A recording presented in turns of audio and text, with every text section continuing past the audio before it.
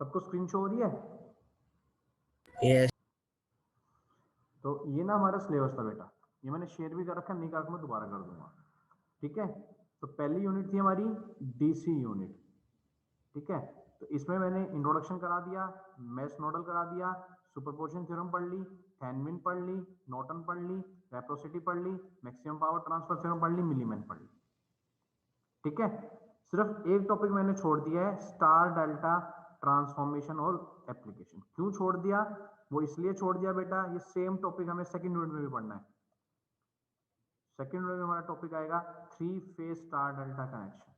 ठीक है, तो हम एक ही टाइम पढ़ लेंगे। ये सिंगल फेज है फर्स्ट यूनिट में, थर्ड यूनिट में है थर्ड फेज।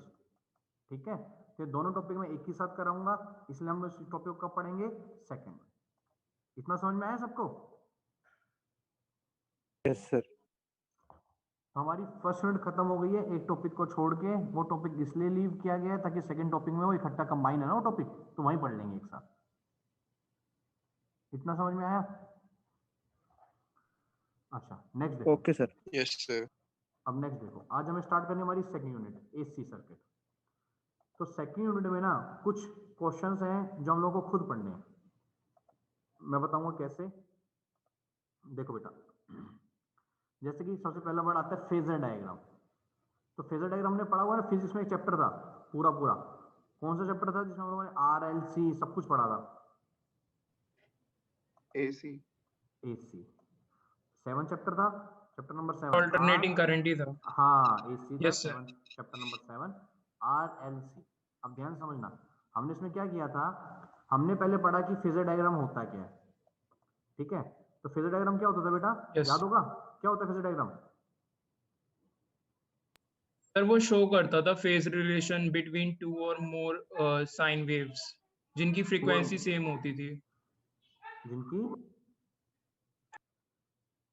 फ्रीक्वेंसी सेम होती थी। हाँ, देखो फेजर डायग्राम बेसिकली क्या होता है बेटा, फेजर डायग्राम हम लोग रिप्रेजेंट करते हैं फेज डिफरेंस को मेजर करने के लिए। फाइव फेज डिफरेंस को मेजर करने के लिए किसके बीच में? जो साइनोसॉइडल सिग्नल होते हैं ना, जिनका फ्रीक्वेंसी तो सेम हो लेकिन फेज और एम्पलीट्यूड क्या हो? अलग अलग। 3 चीजें होती हैं, एक होता है एम्पलीट्यूड, कोई भी एक साइनोसॉइडल वेव होती है उसमें 3 चीजें होती हैं, एक होता है एम्पलीट्यूड, एक होता है हमारा फेज, और एक होती है हमारी फ्रीक्वेंसी। तो ये कहता है अगर हमें आपस में रिलेशन पढ़ना है, कब?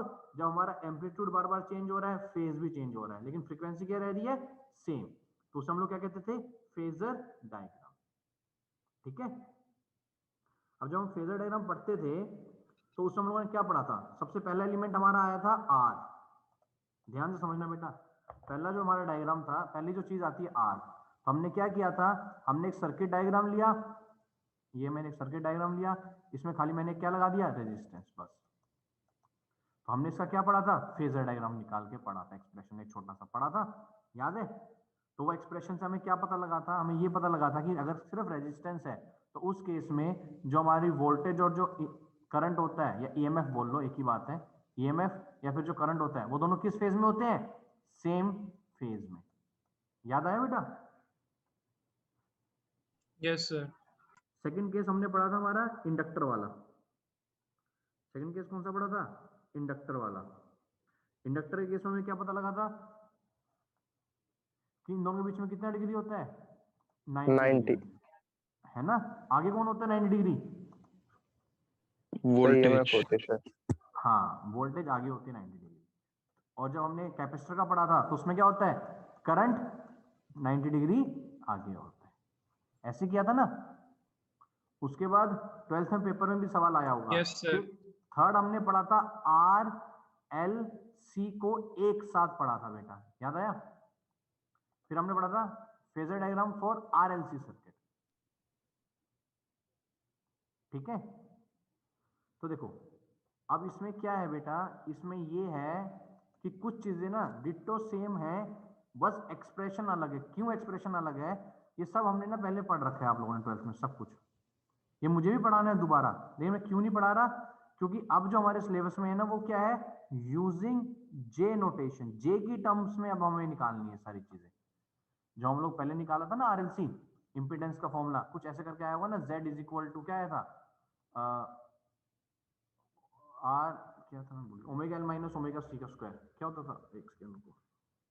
Z is equals to under root r square plus हाँ ठीक है, inductor R minus square, capacitor का square हाँ प्लस एक्सएल माइनस एक्सी का XC whole square. क्या था, निकाला था ना एक्सप्रेशन, और फिर यहीं से ये इंपीडेंस होता था, जेड का होता था इंपीडेंस, और इसी में फिर हमने एक फेजर एंगल निकालने के लिए क्या होता, अगर फेज एंगल निकालना है तो वो था tan phi is equal to XL minus XC upon में आर, यही था ना बेटा।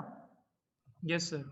हाँ तो ये ना हमने सारे पहले पढ़ रखे हैं, तो एक बार आप खुद रिवाइज करोगे, फिर भी किसी बच्चे को नहीं आएगा तो मैं क्लास में दोबारा करा दूंगा वो टॉपिक, ठीक है।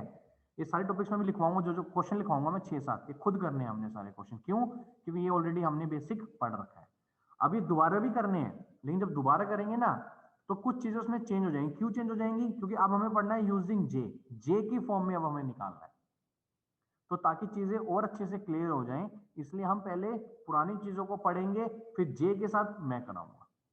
इतना समझ में आया, Yes sir. ठीक है। तो अब ना मैं कुछ क्वेश्चंस लिखवा रहा हूं, वो क्वेश्चन लिखो, बोलूं, 1 minute sir. सारे बेटा सारे नोट डाउन करो।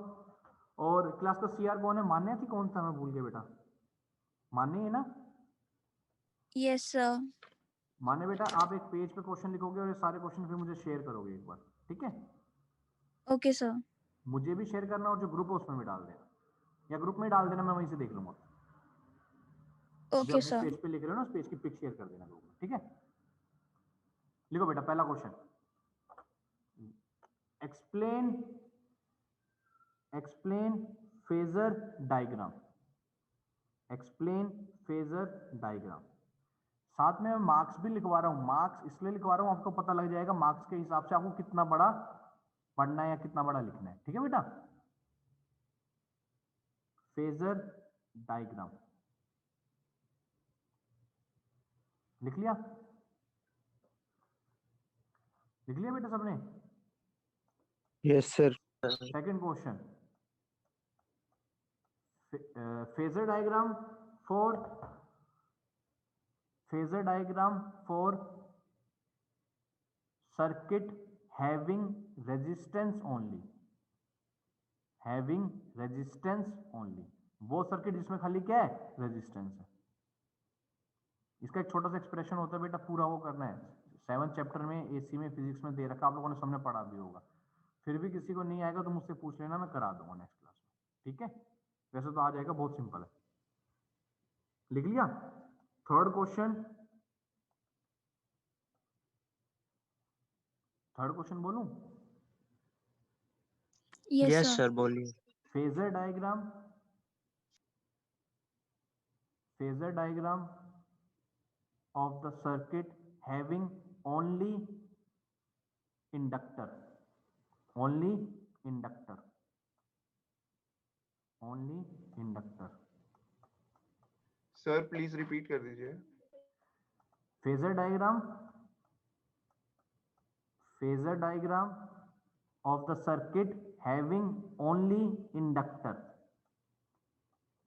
having only inductor।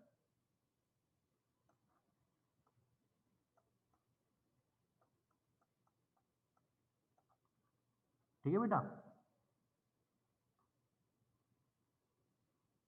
Yes sir. Diagram diagram पहले सर्किट डायग्राम बनाना है, फिर छोटा सा एक्सप्रेशन होता है वो ड्राइव करना है, फिर उसका फेजर डायग्राम बनाना है सब में, ठीक है। Next, phasor diagram of the circuit, fourth question है, phasor diagram of the circuit having only capacitor, phasor diagram of the circuit having only capacitor,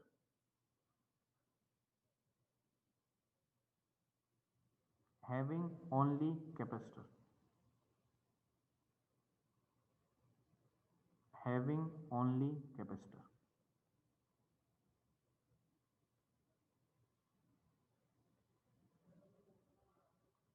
ठीक है बेटा, लिख लिया। Yes sir. फिफ्थ क्वेश्चन लिखो बेटा, phasor diagram, phasor diagram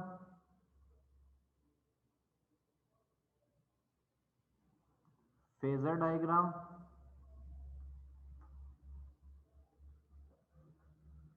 of the of RLC circuit of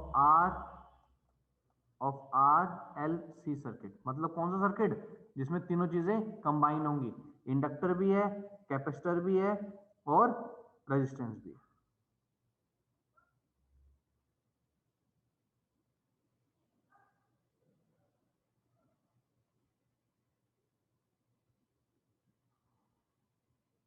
लिख लिया?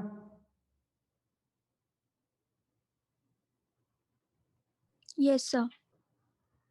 5 क्वेश्चन समझ में आए बेटा? नेक्स्ट लिखो, सिक्स्थ क्वेश्चन लिखो।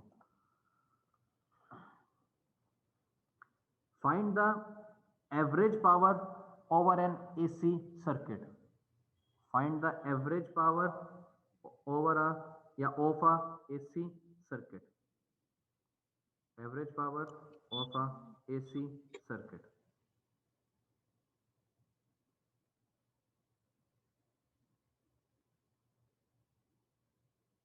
लिख लिया?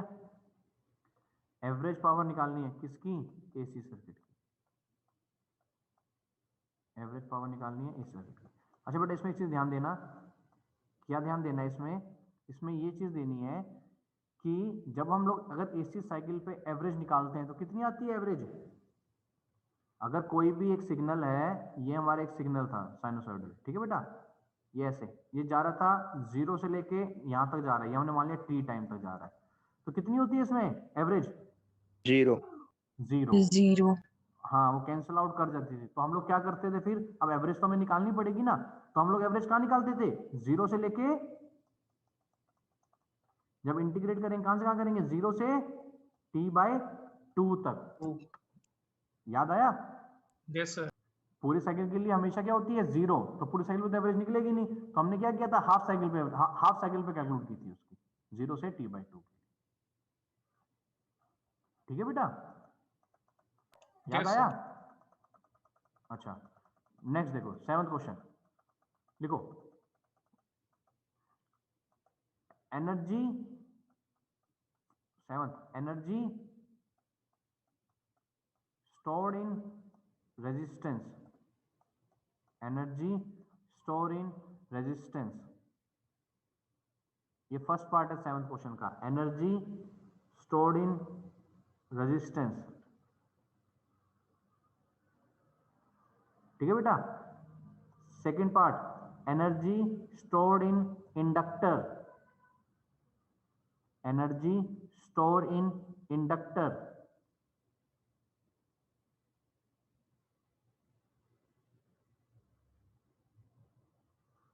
लिख लिया? Third, energy stored in capacitor, energy store in capacitor.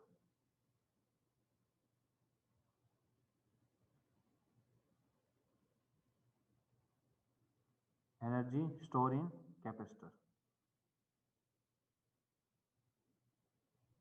Sir इनका सिर्फ एक्सप्रेशन लिखना है। क्या बेटा?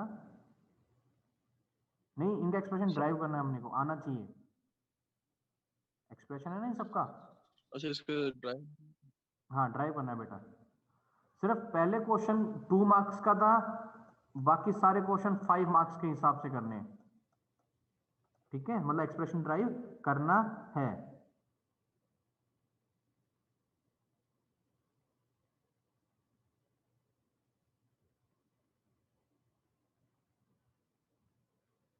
ठीक है बेटा? Yes sir. अच्छा, यस सर। इसमें कोई डाउट सर? इतना आ गया? हाँ बोलो बेटा। सर जो 7th क्वेश्चन है वो पूरा 5 मार्क्स का है या एक एक नहीं नहीं पार्ट 5 नहीं, एक मार्क्स एक का? पार्ट बेटा, वो एक्चुअली 3 होते इसलिए मैंने एक ही में कर दिया। ये इसका ओके एक्सप्रेशन सर। अलग निकालना है, इसका अलग निकालना है, इसका अलग निकालना है। ठीक है बेटा? Okay sir. नेक्स्ट देखो, 8th क्वेश्चन। 8th क्वेश्चन है डिफाइन। 8th क्वेश्चन है डिफाइन। लिख लिया? First part, quality factor. Quality factor, quality factor, quality factor क्या होता था? क्वालिटी फैक्टर का फॉर्मूला पढ़ा था ना, 1 में R under root of L by C, याद आया? Yes sir. पढ़ा हुआ ना सर बेटा? Yes sir. हाँ, तो जब भी डिफाइन बोल रहा हूं उसका मतलब क्या है? उसका फॉर्मूला भी साथ में डेफिनेशन भी, ठीक है? तो क्वालिटी फैक्टर क्या होता है? अगर कोई पूछे तो quality factor of resonant circuit क्या होता था? तो क्वालिटी फैक्टर रेजोनेंट सर्किट क्या होता है कि उसकी क्वालिटी चेक करता है सर्किट की, ठीक है? क्वालिटी फैक्टर क्या होता है? Which measure the quality of a resonant circuit. जितनी ज्यादा उसकी हायर वैल्यू होगी क्यू की, क्वालिटी फैक्टर की, उतना ज्यादा रेजोनेंट वो होगा। रेजोनेंट की कंडीशन भी आई थी, क्या कंडीशन आई थी बेटा? रेजोनेंस कंडीशन आई थी ना, क्या आई थी? कब होती है रेजोनेंस कंडीशन?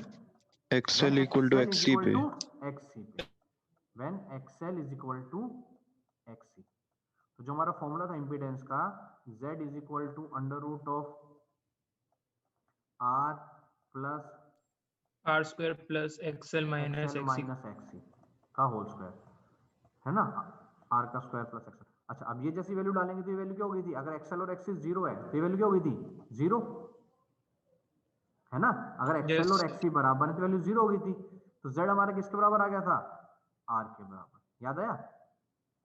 Yes sir. अच्छा, नेक्स्ट लिखो।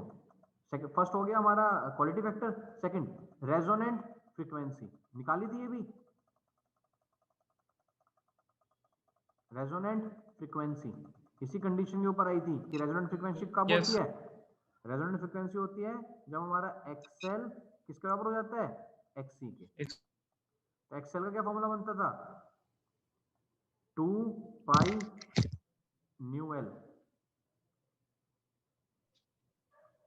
Yes sir. इसका बनता था 1 में 2 पाई न्यू C, ये बनता था बेटा। जब इसको सोल्व करके यहाँ यस से सर। न्यू की वैल्यू निकालेंगे फ्रीक्वेंसी की, तो क्या वैल्यू निकलती थी? फ्रीक्वेंसी की वैल्यू निकलती थी 1 में 2 पाई अंडर रूट LC। ये बार निकालनी पड़ेगी एक्यूरेट, मुझे भी याद नहीं, ऐसी कुछ निकलती थी, जितना मुझे ध्यान है ये निकलती थी 1 में 2 pi under root LC, yes sir. Yes ठीक है? सर यही होती थी। यही होती थी ना, हाँ। चलो ठीक है, तो नेक्स्ट हो गया हमारा रेजोनेंट फ्रीक्वेंसी। लिख लिया बी पार्ट इसका? बी पार्ट लिख लिया बेटा? Yes sir. Yes sir. Third part लिखो, बैंडविड्थ।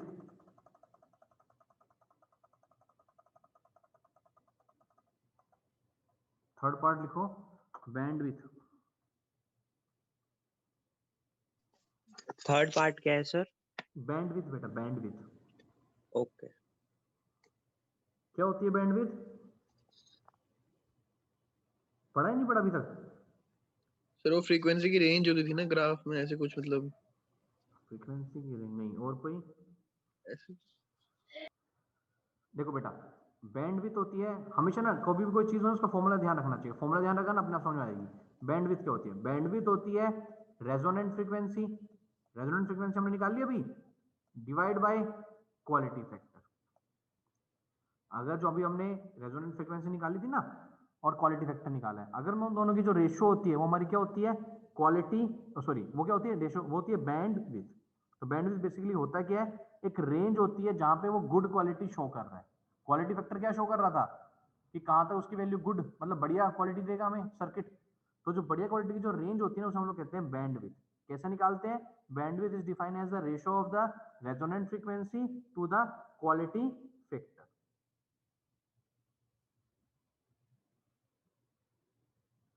ठीक है बेटा? Yes sir. अच्छा, नेक्स्ट देखो, नेक्स्ट लिखो power factor. Fourth, power factor.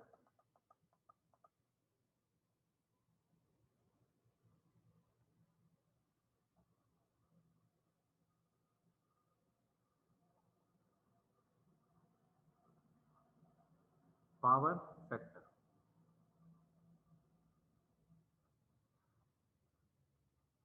लिख लिया? Yes sir.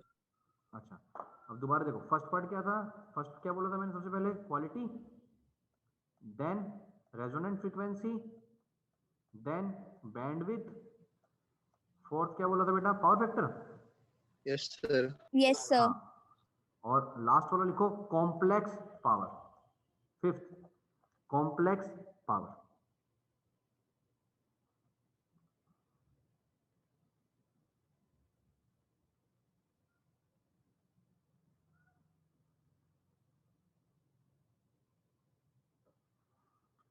लिख लिए बेटा सारे क्वेश्चन?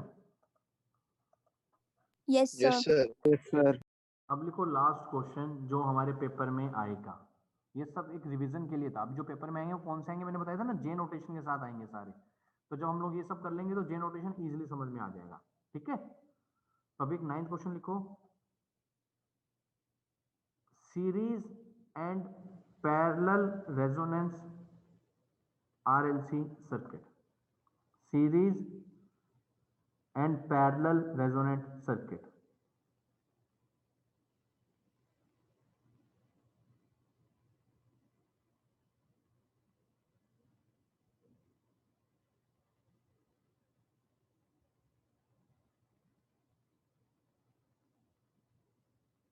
ठीक है बेटा, अब ध्यान से समझना, छोटी सी समझने की इसमें।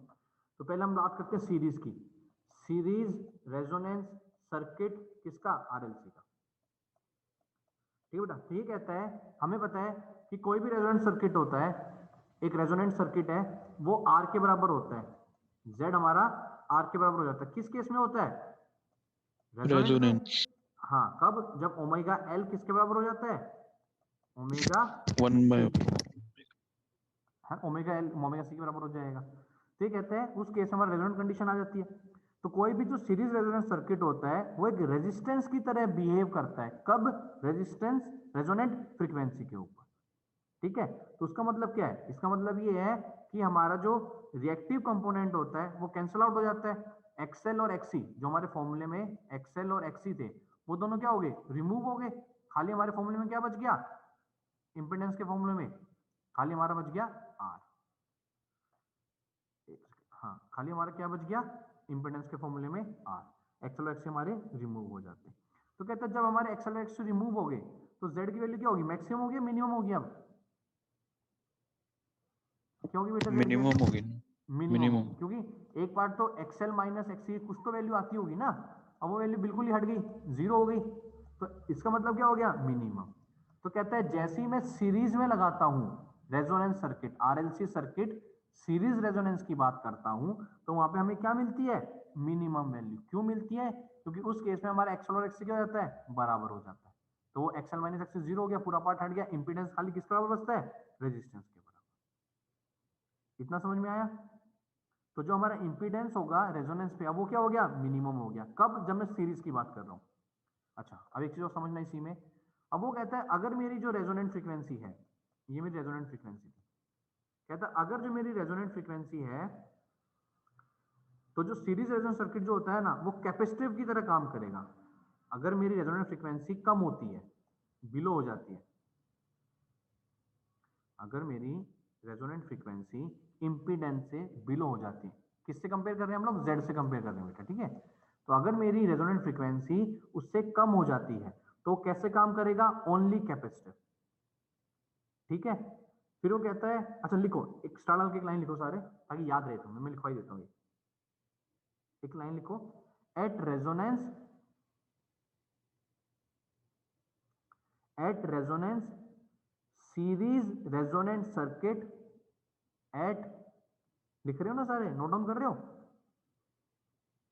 Yes sir. लिखो Yes, sir. लिखो eight resonance the series resonant circuit appear purely resistive. मैंने बताया ना, सिर्फ क्या होगा उसमें, रेजिस्टेंस, एक्सएल एक्सी तो खत्म ही हो गए। तो at resonance the series resonant circuit appear purely resistive. लिख लिया। नेक्स्ट लाइन में लिखो, below resonance is equal to capacitive. अगर रेजोनेंस से कम चली गई तो कैसे काम करेगा, कैपेसिटिव की तरह, मतलब कैपेसिटर की तरह। सर क्या लिखना है अब? Below resonance is equal to capacitive. Below resistance is equal to capacitive, below resistance is equal to capacitive, below resistance is equal to capacitive. अगले लाइन में लिखो अबव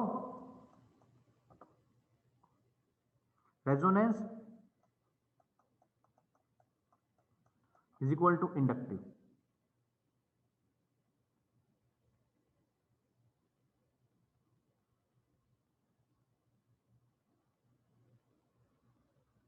देखो बेटा ये क्या कह रहा था कि अगर हमारा इस केस में क्या होता है, रेजोनेंट फ्रीक्वेंसी केस में जेड और आर क्या होते हैं, बराबर।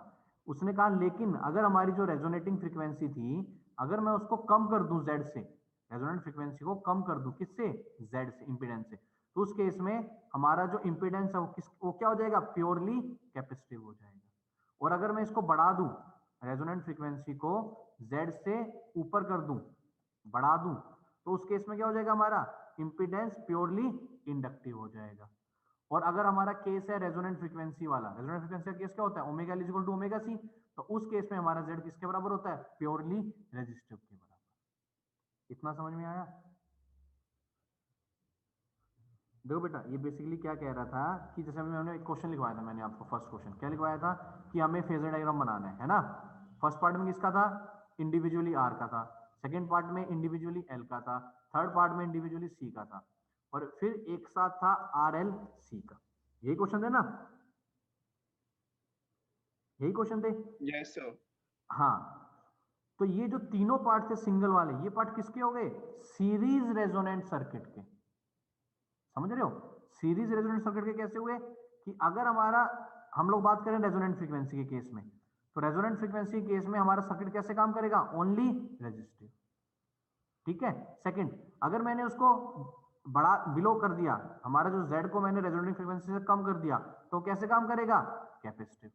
अगर मैंने उसको अबव कर दिया रेजोनेंट फ्रीक्वेंसी से, तो कैसे काम करेगा, इंडक्टिव। समझ में आया कि सीरीज में है तो हम उसको कैसे भी काम करा सकते हैं। अगर ओनली रेजिस्टिव सर्किट चाहिए हमें, तो हम क्या करेंगे, रेजोनेंट फ्रीक्वेंसी पे काम करेंगे। अगर हमें ओनली इंडक्टिव चाहिए तो हम उसकी फ्रीक्वेंसी, रेजोनेंट फ्रीक्वेंसी को Z से ऊपर कर देंगे। अगर ओनली कैपेसिटिव चाहिए तो कम कर देंगे। इतना समझ में आया? अच्छा, नेक्स्ट पैरेलल। अब पैरेलल में क्या फर्क है, देखो हमें पहले ही पता, सीरीज का मतलब होता है जब अकेले अकेले यूज करते हैं, है ना, तो अकेले अकेले यूज हो गए तीनों।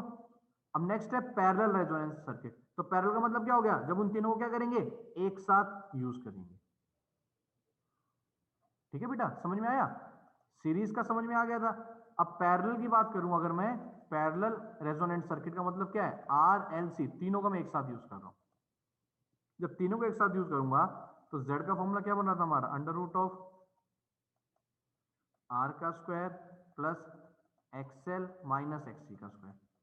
तो इस केस में क्या होगा, Z की वैल्यू क्या मिलेगी हमें, मिनिमम या मैक्सिमम,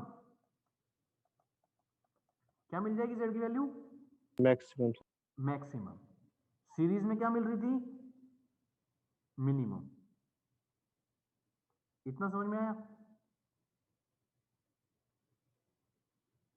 अच्छा, अब पिछले वाले में और इस वाले में क्या फर्क है, देखो ये तो फर्क आ गया ना, उसमें Z मैक्सिमम है, उसमें Z मिनिमम था, सेकंड केस। अब वो कहता है अगर हम रेजोनेंट फ्रीक्वेंसी को बढ़ा दें, अब रेजोनेंट फ्रीक्वेंसी को अगर मैं बढ़ा दूं, किससे बढ़ा दूं, Z से ऊपर कर देता हूं। ठीक है, अब उल्टा हो जाएगा, अगर मैं रेजोनेंट फ्रीक्वेंसी को बढ़ा देता हूं तो उस केस में वो कैसे काम करेगा, प्योरली कैपेसिटिव। उल्टा हो जाएंगे बस जो पहले वाले से थे।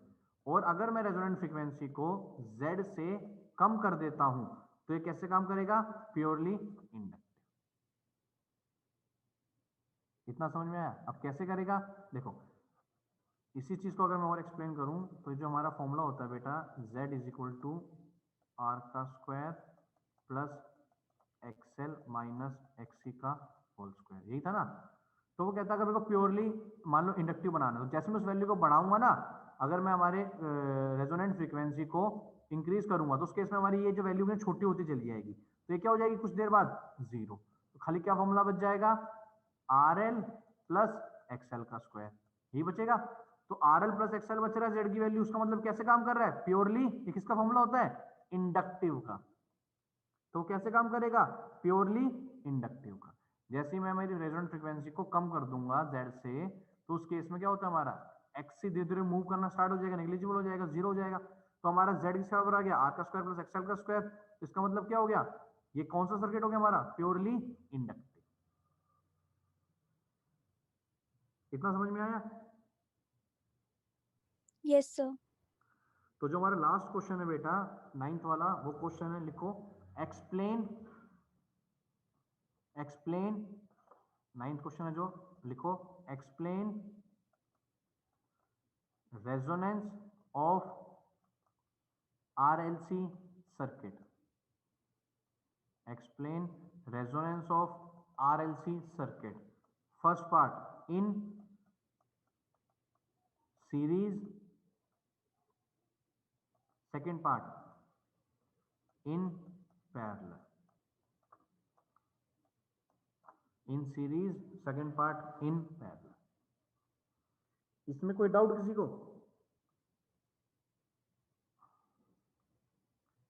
इसमें किसी को डाउट?